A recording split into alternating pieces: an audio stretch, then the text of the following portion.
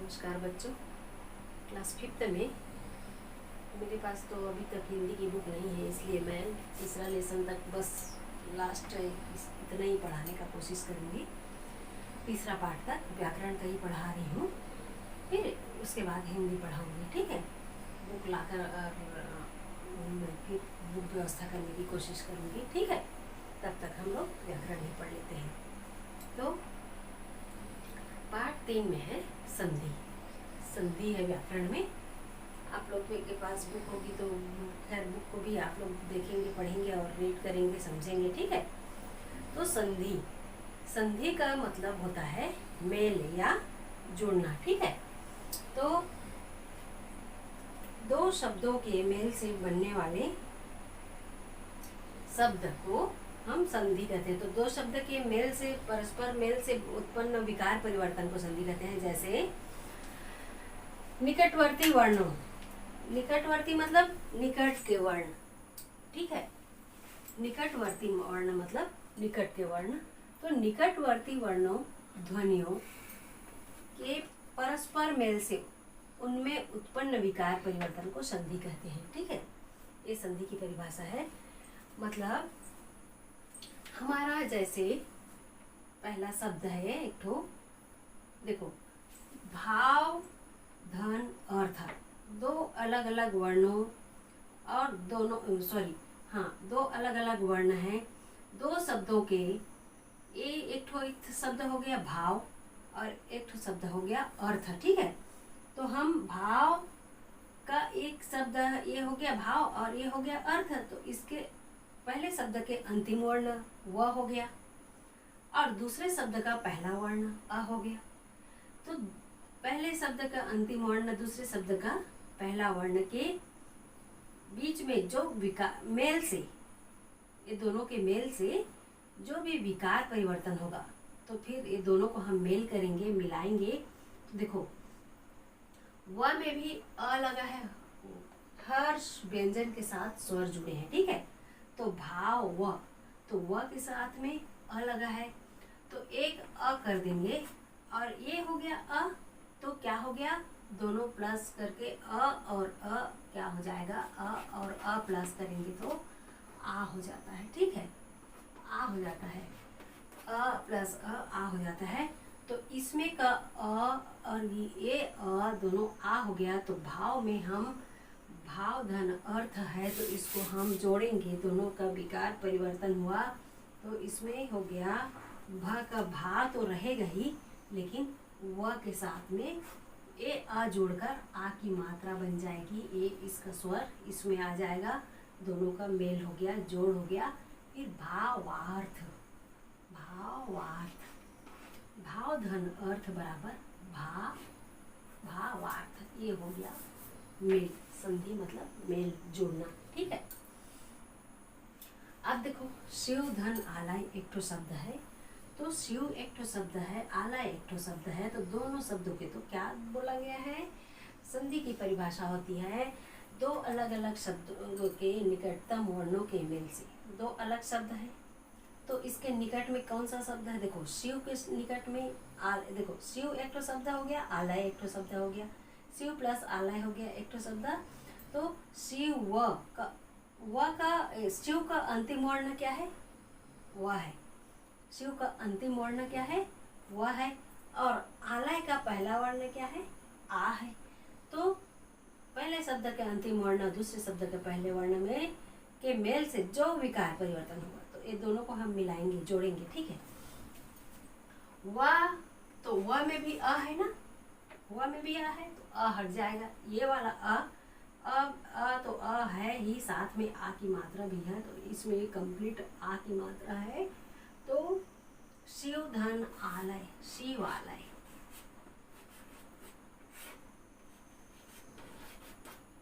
शिवालय, व में आ की मात्रा इसमें आके जुड़ जाएगा और ला और या, शिवालय। तो दो शब्दों के निकटतम वर्णों के मेल से उत्पन्न विकार परिवर्तन को हम संधि कहते हैं। ये संधि की परिभाषा है, और संधि का मेल कुछ नियम के तहत होता है। नियम, अब देखो, शिव और आलय, तो व में भी तो व्यंजन है, लेकिन इसमें भी स्वर है, तो इसको क्यों नहीं जोड़े करके आपके मन में जो भी विचार आएगा, तो कुछ नियम होते हैं, है ना, गलत नियम नहीं। इसमें भी संधि के मेल से मतलब नियम होते हैं, और नियम को सही इस्तेमाल करके हम इसका प्रयोग करते हैं। तो शिव का अ को हम हटा दिया, ये कंप्लीट में आ है, तो शिव में हम आ की मात्रा को जोड़ दिए, तो शिवालय हो गया। अब आप बोलोगे ये भी अ कहाँ गया, तो शिव वा फिर अ फिर ल या नहीं होगा, तो ये हो गया। उसके भी कुछ नियम होते हैं, ठीक है, संधि के कुछ नियम होते हैं, ठीक है। नियम के आधार पर इसको हम शब्दों का परिवर्तन करते हैं, शब्दों में विकार परिवर्तन होता है, फिर उसको हम संधि कहते हैं। फिर देखो, अब हमारा तीसरा शब्द है भानु। एक शब्द हो गया भानु। फिर हमारा दूसरा शब्द है उदय। तो पहला शब्द हमारा भानु है, तो भा न में छोटा ऊ की मात्रा है, ठीक है। और फिर हमारा ये उदय हो गया, तो ये छोटा ऊ का मात्रा ऊ है, ये ऊ हो गया, और ये ऊ हो गया प्लस ऊ, दोनों ऊ हो गया कि नहीं। ये ना में छोटा ऊ की मात्रा नु ऊ हो गया ना, इसमें भी स्वर है। तो देखो, बड़ा ऊ की मात्रा बन गया, प्लस बराबर करेंगे तो हम ये बड़ा ऊ बन गया। तो हम इसके मात्रा को लेंगे, ये छोटा ऊ का मात्रा है ना, मैंने फिर हम जोड़ेंगे, इसको प्लस करेंगे, छोटा ऊ, तो ये क्या हो गया, बड़ा ऊ। तो फिर भानु धन उदय, ये ऊ और ये ऊ यहाँ पर हो जाएगा, मात्रा परिवर्तन हो जाएगा,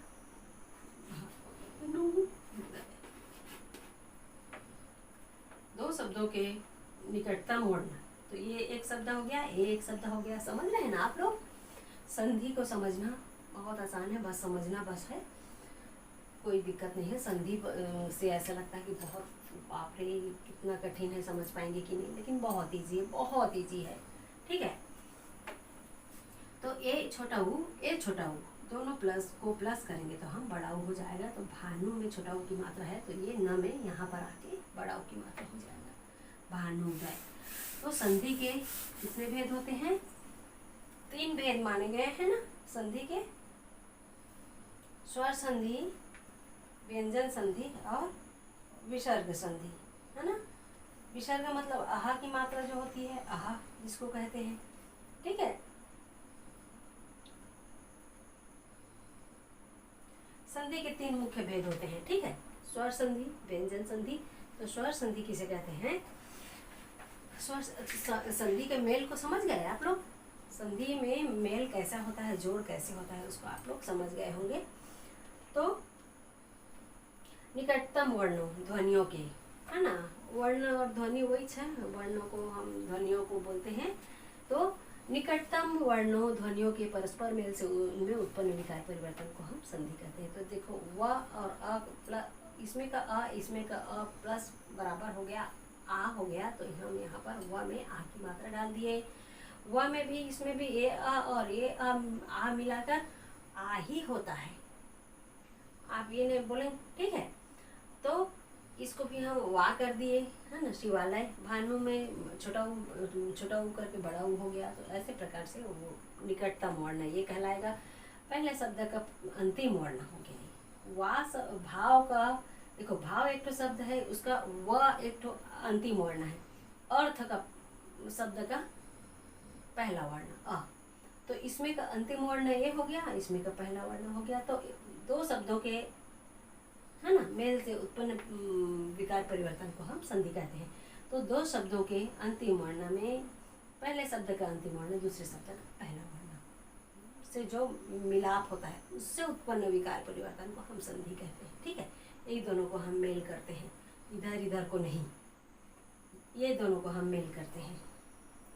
जैसे शिवालय में शिव व का और आ का, भानु में नु का और ऊ का, भाव में व का और अ का, ऐसा करके हम दो शब्दों के परस्पर मेल से उत्पन्न विकार परिवर्तन को संधि कहते हैं, ठीक है। फिर संधि के 3 भेद होते हैं, स्वर संधि, व्यंजन संधि और विसर्ग संधि। स्वर संधि,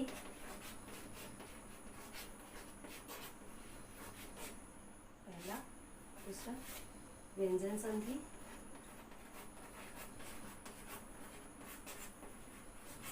और तीसरा विसर्ग। मतलब क्या होता है विसर्ग, मतलब व्यंजन मतलब तो जान गए आप लोग, क ख ग घ ङ च छ ज झ ञ ट ठ ड ढ ढ। तो देखते हैं, चलिए हैं सबको बताते जाऊंगी।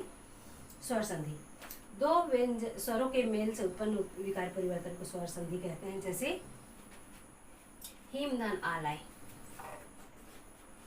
हिम म अ हो गया, इसमें म का अ ले लिए, धन आलय, ई आ स्वर है, म में अ लगा है, ये भी स्वर हो गया। तो दोनों का हम जोड़ दिए और प्लस में क्या हो गया, ये हिमालय।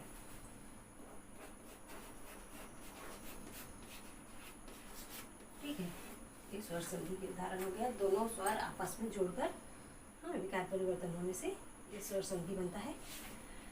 तो इसमें भी दीर्घ स्वर संधि, गुण स्वर संधि, वृद्धि स्वर संधि और ऋण संधि, आयादी संधि हैं।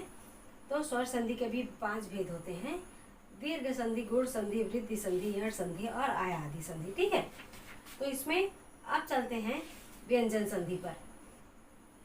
व्यंजन के बाद किसी स्वर अथवा व्यंजन के आने पर उनमें मेल से उनमें जो परिवर्तन होता है उसे व्यंजन संधि कहते हैं। देखो, इसमें व्यंजन के बाद किसी स्वर अथवा व्यंजन के आने पर, इसमें व्यंजन के बाद कोई स्वर या व्यंजन आएगा। जैसे स्वर संधि में क्या है, दोनों स्वर होते हैं, म में भी अ का मेल है, अ लगा है, अ है इसमें भी और ये भी अ है। स्वर संधि में दोनों का मेल होता है स्वर से। और व्यंजन में एक स्वर एक व्यंजन या फिर एक व्यंजन एक स्वर या फिर दोनों व्यंजन, ऐसा करके होते हैं। ठीक है, स्वर व्यंजन भी हो सकते हैं या फिर व्यंजन व्यंजन भी हो सकते हैं या फिर व्यंजन या स्वर भी हो सकते हैं। एक स्वर एक व्यंजन या फिर दोनों व्यंजन या फिर एक व्यंजन दूसरा स्वर, ऐसा हो सकता है। ठीक है, व्यंजन संधि में ऐसा होता है। इन दोनों का फिर मिलाप होता है, मेल को कहते हैं, से उत्पन्न विकार को संधि कहते हैं, व्यंजन संधि। ठीक है, व्यंजन संधि में यही है इसका नियम। और स्वर संधि में दोनों शब्द का आखिरी वर्ण और पहले शब्द का आखिरी वर्ण और दूसरे शब्द का पहला वर्ण स्वर का ही मेल होता है। ठीक है, और व्यंजन में पहला स्वर रहेगा दूसरा व्यंजन हो सकता है, या दूसरा व्यंजन रहेगा पहला स्वर हो सकता है, जो भी है, या फिर दोनों व्यंजन हो सकते हैं, या फिर एक व्यंजन एक स्वर हो सकता है, एक स्वर एक व्यंजन हो सकता है। ऐसा होता है व्यंजन संधि में। ठीक है, अब विसर्ग पर चलते हैं। विसर्ग के बाद किसी स्वर अथवा व्यंजन के आने के कारण विसर्ग में जो देखो, विसर्ग मतलब आहा आहा, जैसे निह कपट, निष्कपट, मनः अह, अह की बिंदु को हम विसर्ग कहते हैं। पता है ना, संस्कृत में ये प्रयोग किया जाता है। अतः, प्रायः, अह, ये विसर्ग है। अह मतलब विसर्ग, ह का प्रयोग होता है। विसर्ग के बाद किसी स्वर अथवा व्यंजन के आने पर, विसर्ग मतलब ये अह हो गया ना, अतः प्रायः, तो ये बिंदु है, इसके बाद जैसे कोई स्वर हो गया इसके बाद का शब्द, या फिर हो सकता है व्यंजन भी हो सकता है। व्यंजन मतलब क ख ग घ ङ, या स्वर मतलब मात्राएं, तो इसमें कुछ भी हो सकता है। ठीक है, तो इसके बाद फिर जो उत्पन्न विकार परिवर्तन को हम विसर्ग संधि कहते हैं। आने के कारण विसर्ग में जो परिवर्तन होता है उसे विसर्ग संधि कहते हैं। जैसे निह धन कपट, निष्कपट, मना धन हर मनोहर, निह धन आशा है ना, निराशा, ऐसा करके, पुनः धन जन्म पुनर्जन्म, ऐसे प्रकार से इसमें विसर्ग संधि में होता है। हिंदी की अपनी संधियां, अभी तक आपने जो संधियां पढ़ी हुई परंपरागत संधियां और उनका मुख्य आधार संस्कृत व्याकरण है। ठीक है, मगर इसके अलावा हिंदी के अपने विकास में भी कुछ नई संधियों ने जन्म लिया जिन्हें प्रायः नहीं पढ़ाया जाता। ऐसी कुछ संधियां इस प्रकार हैं। हर धन एक हर एक, कब धन ही कभी, वह धन ही वही, वहाँ धन ही वहीं, बच्चा धनपन बचपन, पानी धन घट पनघट, ऐसा करके ये हिंदी की संधियां हैं, अपनी संधियां। ठीक है, अब देखते हैं प्रश्न उत्तर जो दिया है। मेरे पास जो बुक है, तो मैं आप लोग को प्रश्न उत्तर लिखूंगी और आप लोग को आंसर क्वेश्चन लिख दूंगी। ठीक है, और आप लोग को भेज दूंगी। आप लोग चिंता मत करेंगे, जितना क्वेश्चन आंसर लिखाऊंगी उसी से टेस्ट वेस्ट जब भी कभी होगा। और संधि का अर्थ होता है मेल, मिलना या जुड़ना, इसको संधि कहते हैं। ठीक है, तो संधि का अर्थ है मिलना या जुड़ना। दो शब्द आपस में मिलते हैं तो पहले के शब्द के अंतिम वर्ण और दूसरे शब्द के पहले वर्ण के मेल से दोनों वर्णों में जो परिवर्तन होता है उसे संधि कहते हैं। आप लोग को मैं अभी समझाई भी हूँ। ठीक है, तो बस आज के लिए इतना ही। ठीक है, क्वेश्चन आंसर मैं आप लोग को भेजूंगी बनाकर, और जो बनाकर भेजूंगी उसको आप लोग व्याकरण कापी में लिखते जाएंगे और अच्छे से पढ़ेंगे, याद करेंगे। ठीक है, ओके, थैंक यू।